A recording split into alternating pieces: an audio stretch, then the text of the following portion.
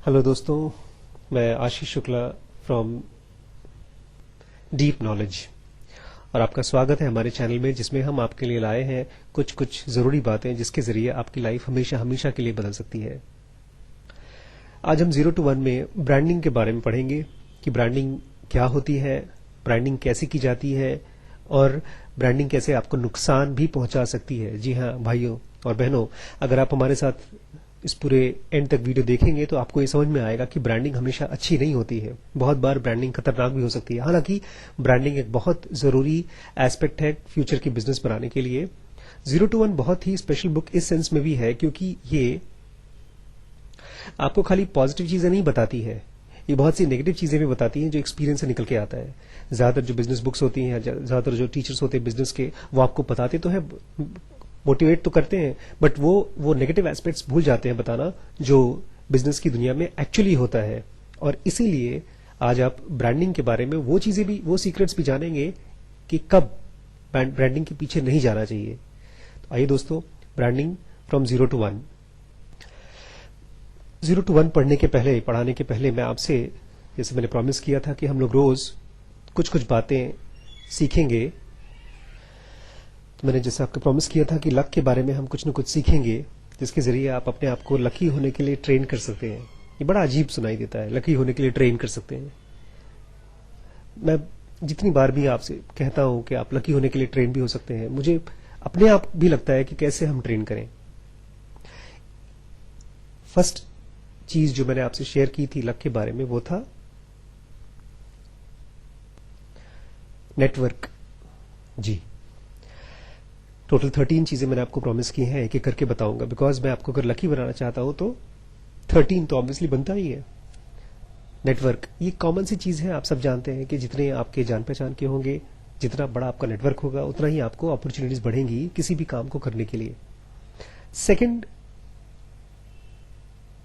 Luck का factor जो मैं आपसे बताना चाहता हूं, उसको बताने से पहले वो फैक्टर कब और कैसे काम करता है ये जानिए।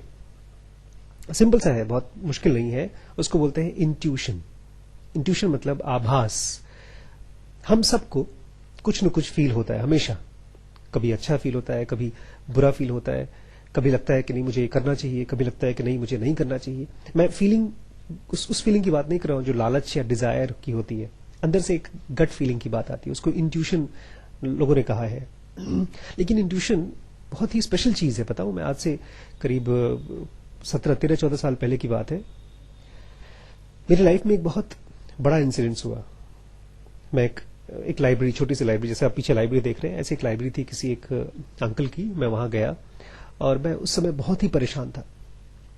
जिंदगी मेरे हर चीज उल्टी हो रही थी। ना नौकरी लग रही थी, ना मेरी गर्लफ्रेंड मेरे साथ शादी कर पा रहे थे हम लोग, ना ही तो एवरीथिंग जो भी आप गिन सकते हैं आप, सब कुछ मेरी लाइफ में खराब चल रहा था। और मुझे थोड़ा बहुत शौक था बुक्स पढ़ने का, तो मैं उस लाइब्रेरी में गया, एक बुक उठाया। उस बुक के शुरू के जो वर्ड्स लिखे थे वो इस तरह से थे, जो भी इस बुक किताब को पढ़ता है, चाहे वो उसको विश्वास करे चाहे न करे, केवल रखे अपने पास, उसको लक साथ देगी। मरता क्या ना करता, डूबते को तिनके का सहारा। उठा लाया मैं किताब अपने घर पे, रात को थोड़ा बहुत पढ़ा, अच्छा लगा। सुबह उठा, फिर थोड़ा बहुत पढ़ा, अच्छा लगा। कुछ चीजें थी जो मैंने ऐसे ही उसकी एक्सपेरिमेंट कर ली, लेकिन थोड़ी बुक मुश्किल थी, उसकी इंग्लिश थोड़ी मुश्किल थी। तो मैंने पहली बार, मुझे याद आ रहा है कि मैंने एक पेन उठा करके बुक में अंडरलाइन करना शुरू किया। ये किसी एग्जाम के लिए नहीं था। किसी किताब ने मुझसे कहा कि अगर तुम इस बुक को बहुत सीरियसली लोगे या नहीं भी लोगे, तब भी ये बुक तुमको लकी बना सकती है। अब मुझे लगा कि मैं जानना चाहता हूं इसमें क्या लिखा है, ऐसी कौन सी बात है जो मुझे लकी बना देगी। तो मुझे उसकी इंग्लिश समझनी थी। हर एक पेज में मुझे करीब 25-30 नए वर्ड्स मिल रहे थे, नए नए सेंटेंसेस मिल रहे थे, लंबे लंबे सेंटेंसेस थे जो कि पढ़ना बहुत मुश्किल है, इंग्लिश जो हम लोग हिंदी मीडियम स्कूल से आए हैं उसके लिए। लेकिन मैंने एफर्ट लगाया, एक एक सेंटेंस, एक एक वर्ड पढ़ता गया। एक एरुडाइट वर्ड आया था उसमें। एरुडाइट मतलब स्पेशलिस्ट, जैसे डॉक्टर्स होते हैं वो एरुडाइट होते हैं, अपने काम के स्पेशलिस्ट होते हैं। सॉफ्टवेयर इंजीनियर्स होते हैं वो एरुडाइट होते हैं। मुझे नए नए वर्ड्स मिले, मुझे अच्छा लगा। लेकिन मैंने देखा कि उसके करीब 15-20 दिन 25 दिन के बीतते ही कुछ कुछ चीजें मेरी लाइफ में बदलना शुरू हो गई, मेरी हैबिट्स में चेंज आना शुरू हो गया। एक मेरी छोटी सी जॉब लग गई उसके 2-3 महीने बाद। मुझे नहीं समझ में आ रहा है, जैसे आप ग्राफ देखेंगे ना, कभी आप यूट्यूब चैनल को देखें आप, तो उसमें दिखाता है कि आपका ग्राफ चैनल ऊपर जा रहा है कि नीचे जा रहा है। लाइफ का जो ग्राफ है वो धीमे धीमे ऊपर की तरफ चलने लगा। मुझे लगने लगा कि यार क्या बात है, क्यों हो रहा है ऐसा। मुझे अजीब सा कुछ लगने लगा डाउट। पता है, जो मुझे लगता था पहले कि मैं किस्मत खराब है, इस बात पर डाउट लगने लगा। मुझे लगा क्या ये किताब का काम है, क्या किसी बुक को रखने से कोई आदमी लकी हो जाता है? नहीं, खाली बुक का नहीं, उस बुक के अंदर जो लिखा था उसके ऊपर पहली बार मुझे विश्वास होना शुरू हो गया। पहली बार किसी बुक के ऊपर विश्वास हुआ। देखिए, बुक के ऊपर हम सब विश्वास करते हैं, लेकिन केवल उसको बेट की तरह यूज करते हैं, पैसे की तरह यूज करते हैं। उसको दिया, एग्जाम पास किया और वापस आ गए। लेकिन पहली बार किसी बुक को पढ़ करके मुझे लगा कि अगर इसकी चीजों को मैं प्रैक्टिकली इंप्लीमेंट करूं तो मुझे फर्क पड़ जाएगा। फर्क पड़ा, आज तक उसका फर्क पड़ा। इंट्यूशन वर्ड सेकंड कैरेक्टर है आपको जो लकी बना सकता है। इंट्यूशन मतलब आपकी फीलिंग क्या है। लेकिन मुश्किल हमारे साथ ये है कि हम सबके अंदर में जो फीलिंग है वो इतनी कंफ्यूज्ड है। हमारी फीलिंग्स कभी किसी चीज के लिए एक होती है, कभी उसी चीज के लिए दूसरी होती है, कभी उसी चीज के लिए तीसरी होती है, फिर कोई और आकर के उसके बारे में कोई अच्छा बता देगा तो चौथी हो जाती है। हमारी फीलिंग कुछ फिक्स होती नहीं है। हम लोग सेंस नहीं कर पाते किसी चीज को, इसीलिए हमको नहीं मालूम पड़ता। पिछले 10-15 सालों से, जब से मैं उस एक बुक से मेरी लाइफ में जो चेंज आया, तब से मैंने बुक्स खरीदना शुरू कर दिया। एक एक करके काफी बड़ी लाइब्रेरी आप लोगों के आशीर्वाद से बनी है। बट अब मैंने देखा कि कुछ बुक्स को जब मैं उठाता हूं मुझे फील होता है कि हाँ, ये बुक, इसके अंदर कुछ स्टफ है। वो बुक में नहीं होता, वो हमारे अंदर होता है। उस जो हमारे अंदर होता है, जो हमको बताता है ये चीज सही है, इसके पीछे जाओ, और फिर तुम उस फीलिंग के ऊपर रिस्क लेते हो। तुम अपने 100, 200, 500 रुपए इन्वेस्ट करते हो, अपना टाइम इन्वेस्ट करते हो।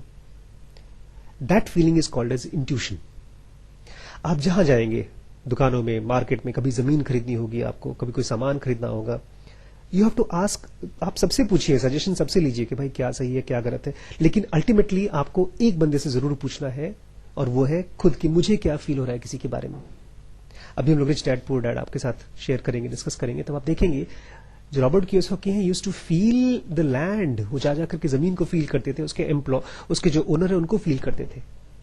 तो इंट्यूशन आपका बहुत इंपॉर्टेंट है आपको लकी बनाने के लिए। ठीक है, इसके बारे में छोटा सा एग्जांपल दूं आपको मैं। आपने कभी हिल्टन का नाम सुना है? नहीं, हिलरी नहीं, क्लिंटन नहीं, हिल्टन, कॉनराड हिल्टन होटल्स का founder, is very famous and rich person. उसको हंचेस कहता था वो। जब भी किसी होटल का बिड करता था, वो जब कॉन्ट्रैक्ट लेता था तो वो बिडिंग करते हैं, एक रेट लिखना होता है जो उस होटल को खरीदने के लिए आप एक सील्ड पेपर में डाल के देते हैं। एक पर्टिकुलर होटल को उसको खरीदने के लिए उसने 1,65,000 का बिड किया। लेकिन अगली सुबह उस बिड को भेजने से पहले, सील्ड एनवेलप को भेजने से पहले, उसको फीलिंग आई, जैसे कुछ गट फीलिंग आई, नहीं ठीक नहीं है। स्टोरी है, देखिए, अब मैंने पढ़ा है, मैंने सुना है। उसने चेंज कर दिया, उसने अपने बिड को 1,65,000 से हटाकर 1,80,000 कर दिया। पता है बिड कितने का था? और जो हाईएस्ट बिड मिलता है, जो जिसका प्राइस सबसे हाईएस्ट होता है, उसी को मिलता है होटल। जो नेक्स्ट हाईएस्ट बिड था 1,80,000 जो उसने किया था, उसके अलावा was 1,78,000. It was his hunch, his intuition. He felt it. पता है, आपकी फीलिंग आपको बिल्कुल हेल्प नहीं कर पाएगी अगर आप उसको सुनेंगे नहीं। आज जो भी चीजें मैं आपको बता रहा हूं, मैंने किताब में पढ़ी है। पढ़ने से खाली नहीं समझ में आया है, एक फील भी होता है कि ये चीज लगता है सही है।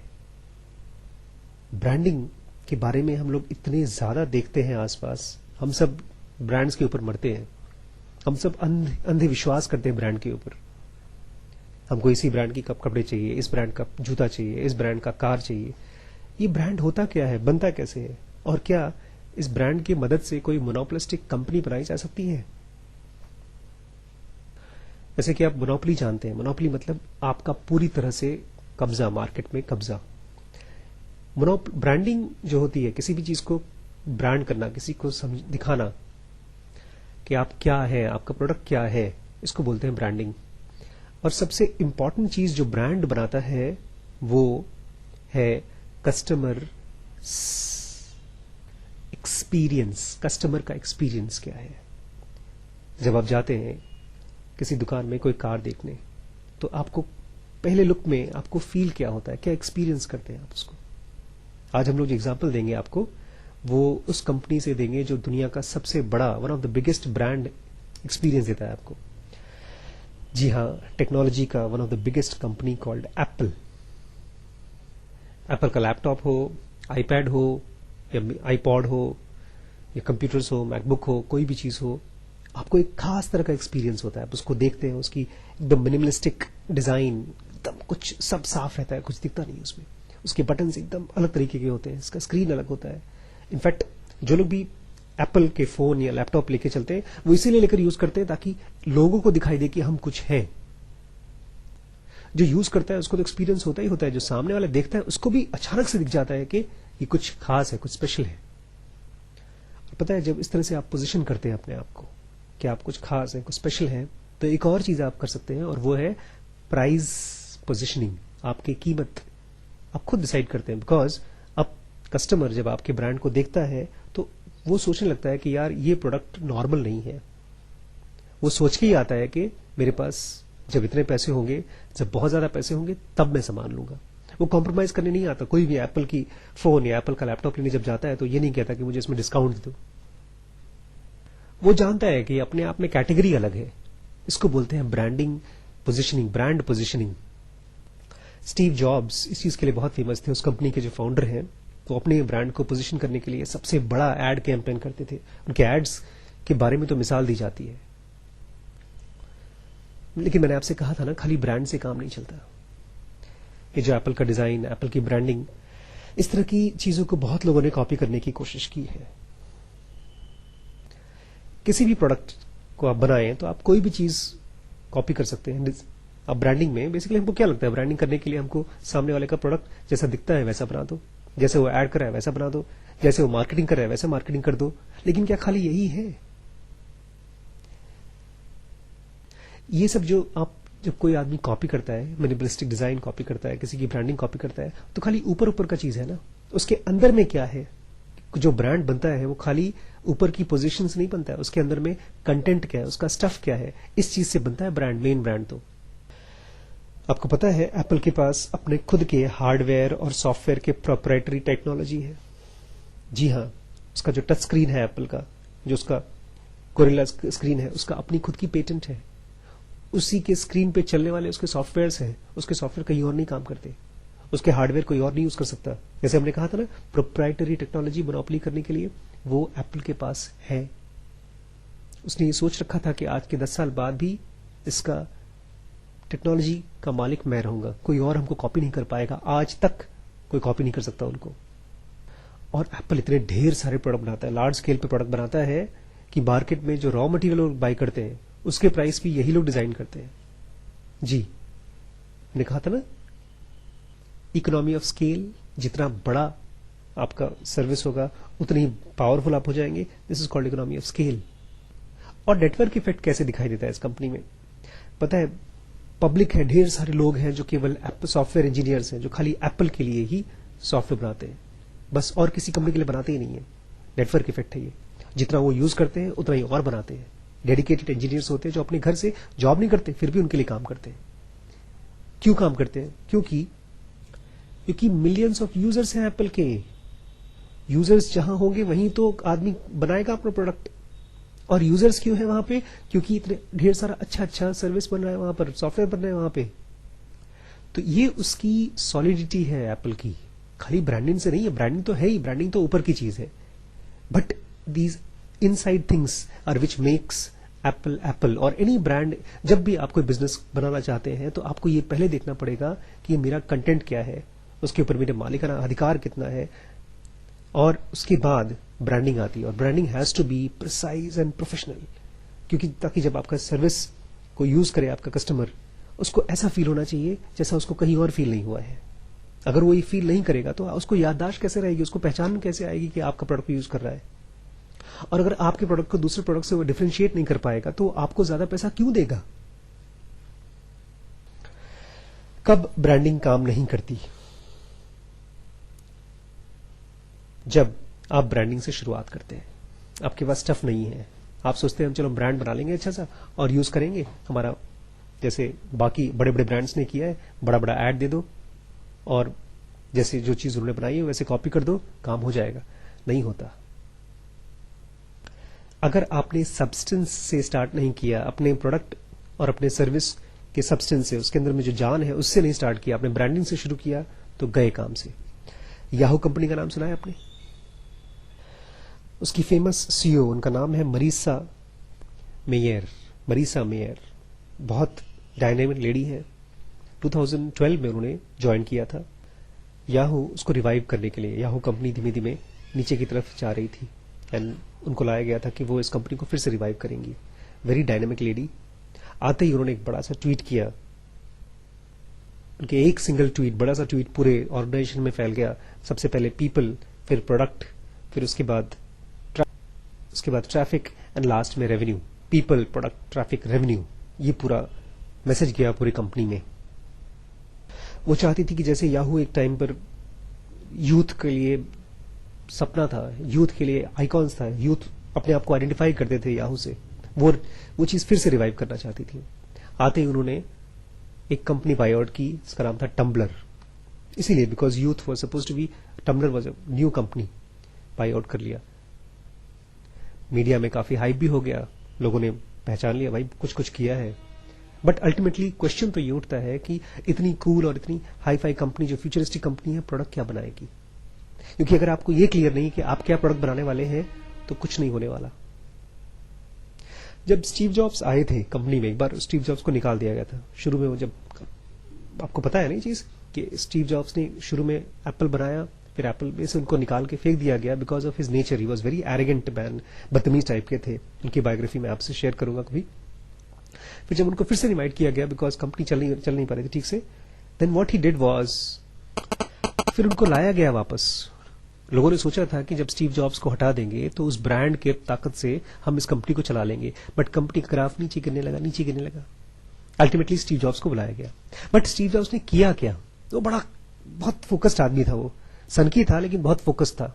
उसने आते ही देखा कि ढेर सारे अलग अलग टाइप के प्रोडक्ट्स बनाए जा रहे हैं। उसने सारे प्रोडक्ट्स हटा दिए, बस गिने चुने कुछ सिलेक्टेड प्रोडक्ट्स रखा और उसने अपने इंजीनियर से कहा इसके ऊपर इतना फोकस करो कि 10 गुना बेटर हो जाए बाकी प्रोडक्ट से। 10x, याद है ना? 10 गुना प्रोडक्ट आपका बेटर होना चाहिए। जो भी आपकी टेक्नोलॉजी है बाकियों से 10 गुना बेटर होना चाहिए। याद आया? खाली ब्रांड से नहीं होता भाई साहब, ब्रांड बहुत जरूरी है। ब्रांड की वजह से आपकी मार्केट में पोजीशनिंग होती है, लोग आपको अलग तरीके से पहचानते हैं, आप उसको अपने रेट से बेच सकते हैं सामान। लेकिन खाली ब्रांड से कुछ नहीं होने वाला। ठीक है, कल पढ़ेंगे एक बहुत इंपॉर्टेंट चीज कि आप अपने बिजनेस को स्केल कैसे करोगे, कैसे बड़ा कैसे करोगे, स्टेप बाय स्टेप। कल मिलते हैं। Thank you so much. और हाँ, आप पार्टिसिपेट करना मत भूलिएगा। हम एक फ्री बुक आपको गिफ्ट के फॉर्म में देना चाहते हैं, तो उसमें अगर आप कमेंट, लाइक और शेयर करते हैं यूट्यूब पे और फेसबुक पे, तो आप लकी विनर हो सकते हैं एक बुक के। Thank you so much.